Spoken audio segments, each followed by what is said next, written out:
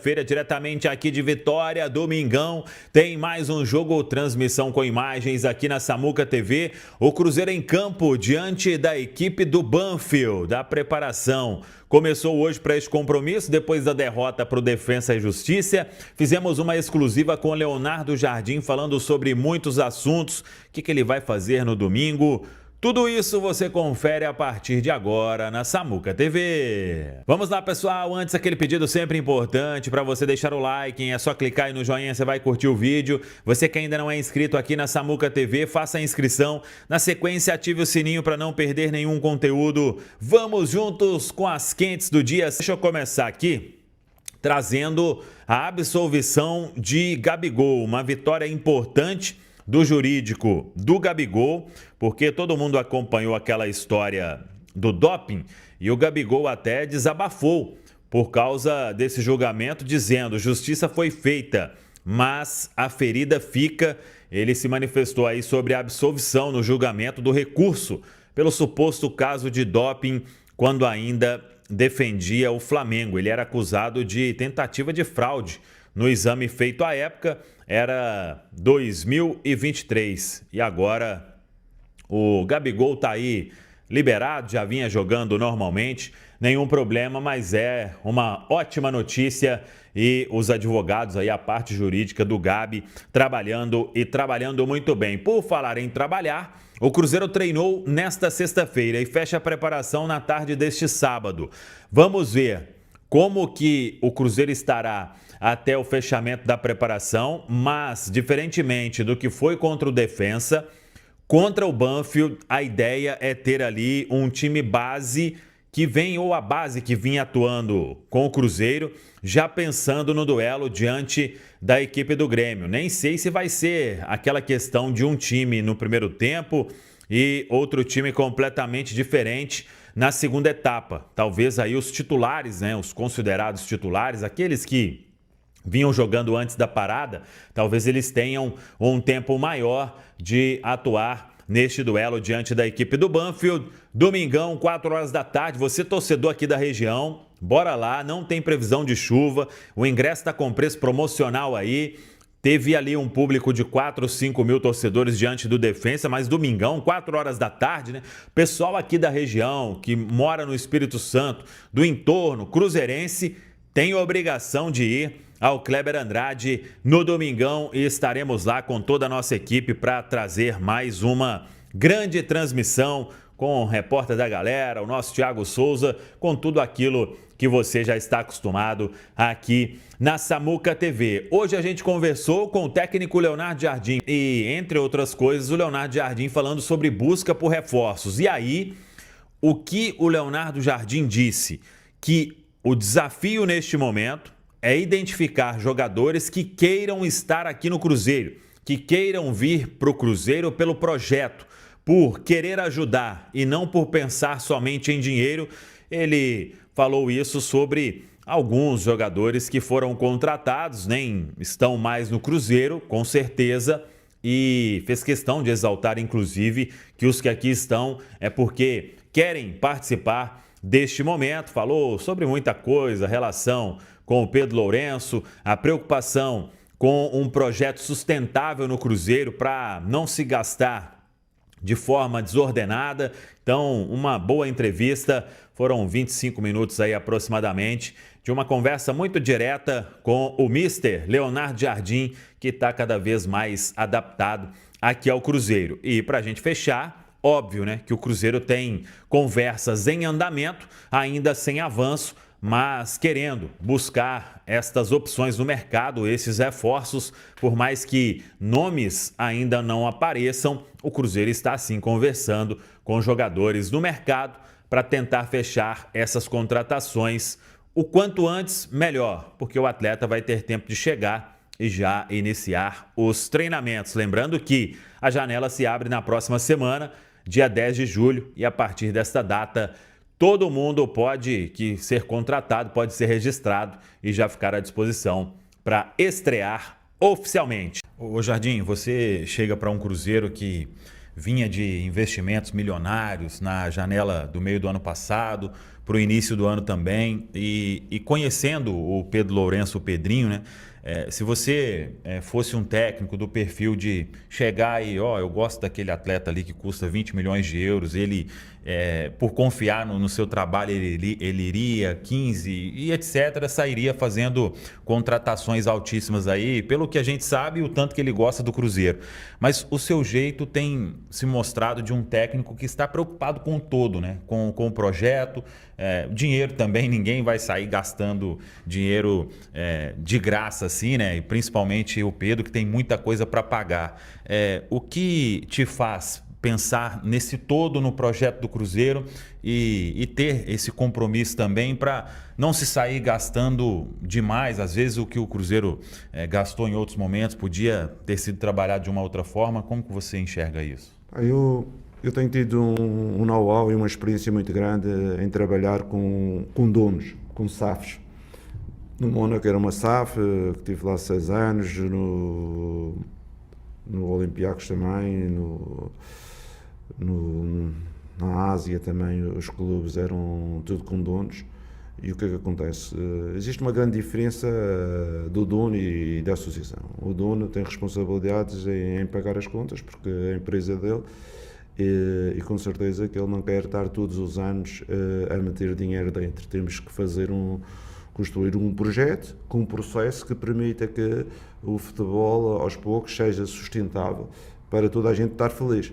Porque a minha experiência diz-me, se os donos meterem dinheiro a primeira vez, a segunda vez, a terceira vez, a quarta vez, já começam a perceber, andei eu a trabalhar para meter dinheiro no futebol. E depois o que é que pode acontecer? Pode acontecer é que vendem as SADs, vendem os clubes, pode ser que a seguir desligam-se um pouco do futebol. E é isso que eu não quero, porque estas pessoas que metem dinheiro no futebol, não só o Pedrinho, mas todos os outros, o meu ex-presidente, o Dimitri Robolev no Mónaco, o Marinakis na Grécia, estas pessoas que metem o dinheiro no futebol, a gente tem que os respeitar.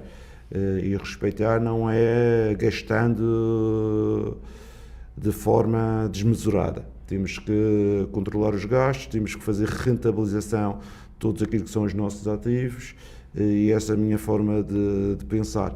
De forma que o Pedrinho tenha uma vida longa no Cruzeiro, que consiga criar um clube forte, um clube equilibrado, e que os adeptos não tenham aquilo que viveram nos últimos anos. Não é? Gastaram muito e depois caíram na segunda divisão e tiveram 3 anos na segunda divisão.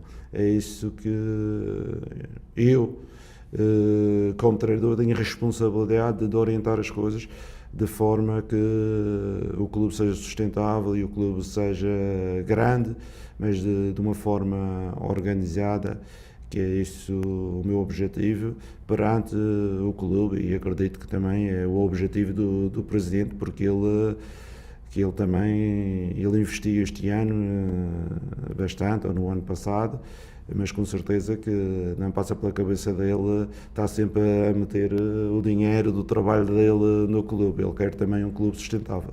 Você falou o tempo inteiro aí durante esse período que na janela buscaria jogador para chegar e agregar, que tem que ser uma opção que vá acrescentar ao que a gente já tem hoje. Vocês têm encontrado mais dificuldade ou têm os nomes já mapeados para esses reforços, que não devem ser muitos, mas que serão importantes aí para a sequência? Sinceramente, nós temos o nosso departamento que hoje em dia está mais profissionalizado em termos de scouting. O nosso departamento de gestão do clube, que é o Pedrinho, o Júnior, o Pelaipe, eu estou também inserido, e antes estava o Matos.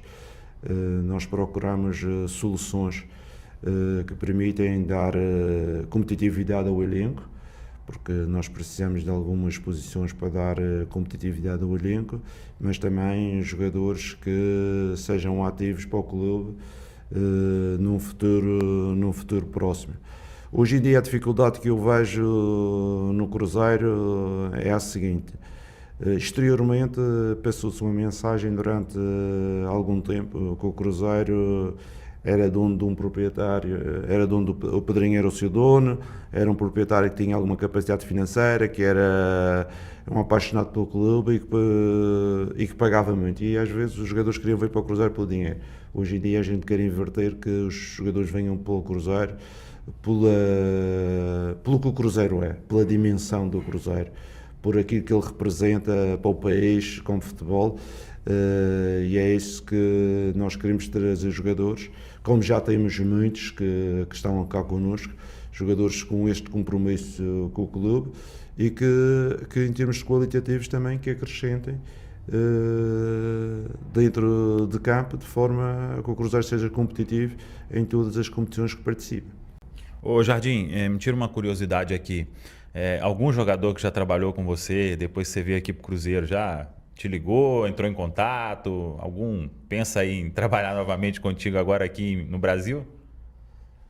Com certeza que existem alguns jogadores que eu trabalhei, que a gente cria uma certa relação e perguntam ao mestre, tem uma vaga para mim este ano e claro, isso é uma questão normal, mas eu no futebol, sinceramente, Tem algum Bernardo Silva aí não para nós, mesmo? Tem alguns, mas são caros, eles são um pouco caros. Mas a minha ideia no futebol é sempre trazer jogadores que se adaptem a este que é o processo do Cruzeiro. O Cruzeiro é um grande clube, está neste último ano a fazer um grande investimento. Existem clubes como o Palmeiras e como o Botafogo e como o Flamengo que andam a fazer investimentos já há vários anos, não é? Mas queremos encontrar jogadores competentes e jogadores que vistam a camisola do Cruzeiro a 100%. O Grêmio, Baú, descartou o pagamento da multa para o nosso querido Duende Macabro participar do jogo contra o Cruzeiro, a multa de R$ 1,5 milhão. Com isso, o homem não vai atuar.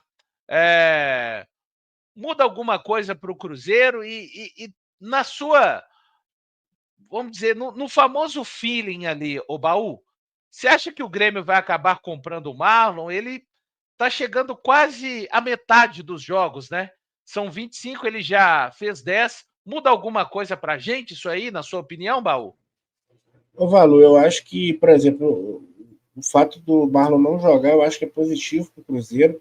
Eu sei que grande parte do torcedor aí tem um ressentimento injusto com ele, né? Eu não vou defender o Marlon aqui, pelo amor de Deus, mas ele tem sido titular no Grêmio. Se ele é titular, ele é uma peça importante pro Grêmio, né? E se ele não vai jogar, eu acho que é positivo para o Cruzeiro, inclusive porque o seu reserva é o Lucas Esteves, é um jogador que o Grêmio fez um investimento importante para tirar ele do Vitória, mas até o momento ele não correspondeu.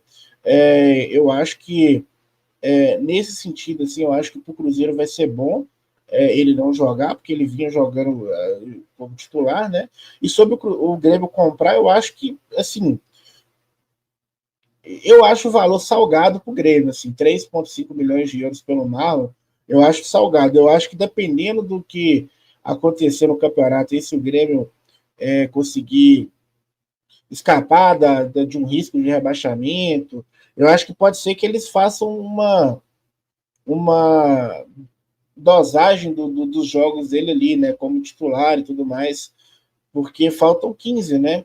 Faltam 15 jogos aí, a gente tem 8 jogos desse turno, mais 19 do outro, né? Não sei se vai dar, se daria tempo do Grêmio fazer esse revezamento aí, mas se o Grêmio for, eu acho que se a intenção, se eles usarem um jogador até o final do ano, obviamente a intenção deles é fazer a aquisição, até porque está no contrato, né? Mas eu acho que é um valor salgado assim para eles. Eu acho que vai ser uma boa venda do Cruzeiro, é um valor interessante ali que o Cruzeiro pode usar para reforçar outras posições, porque eu acho que hoje o Cruzeiro, pensando que o Cruzeiro hoje tem o Cauã e o Kaique, eu acho que não precisa de um lateral esquerdo. Eu acho que a gente tem que valorizar ali os ativos da base e, na pior das hipóteses, vindo um zagueiro que a gente quer aí, que faça também a lateral em algumas oportunidades, e pensando que essa oportunidade só seria uma exceção da exceção, quando o titular tivesse fora, o reserva também tivesse fora, eu não vejo necessidade da gente aportar esse valor na compra de um substituto, né? Então, eu acho que o Grêmio vai comprar, porque, tipo assim, hoje no mercado também a gente não tem muitas opções, né? A gente vê aí o Juninho Capixaba, que o Red Bull Bragantino, inclusive o Capixaba tem que passar isso pelo Grêmio, né? O Red Bull Bragantino recusou 8 milhões de euros aí pelo jogador, então o mercado está complicado. Se você tem um lateral mais ou menos ali, o Marlon, sendo bem sincero, eu acho que o negócio dele no Cruzeiro é que ele não queria ficar aqui mesmo, então, mas eu acho que lá no Grêmio ele vai cumprir a função dele como lateral nota 6, 7 ali, e tá ótimo, dentro do cenário de futebol brasileiro, você não vai, dificilmente você vai ter algo muito melhor que isso, né? Azar do Grêmio que liberou o Cuiabano ali numa negociação Nossa, bizarra pro que Botafogo. time, hein? Então assim, Mas o Cuiabano era muito perseguido lá também, né, Baú? Importante falar disso, né? pois é. Então a gente tem que ver aí também, um exemplo, né, que fica perseguindo o jogador, de repente o cara sai, e o problema era a gente que estava perseguindo ele, né? Tava criando um ambiente ruim para o jogador fazer o trabalho dele. Então, o Marlon, de fato, ele não queria ficar no Cruzeiro, e eu acho que o melhor para todo mundo vai ser isso. O Grêmio vai achar um jogador ali, entre aspas, não, ele é um jogador, vai ser um jogador confiável para o Grêmio, e num preço do mercado que é isso aí. Hoje em dia você tem que pagar 3 milhões e meio de euros para um jogador mediano. É o que o mercado está apresentando, Valor.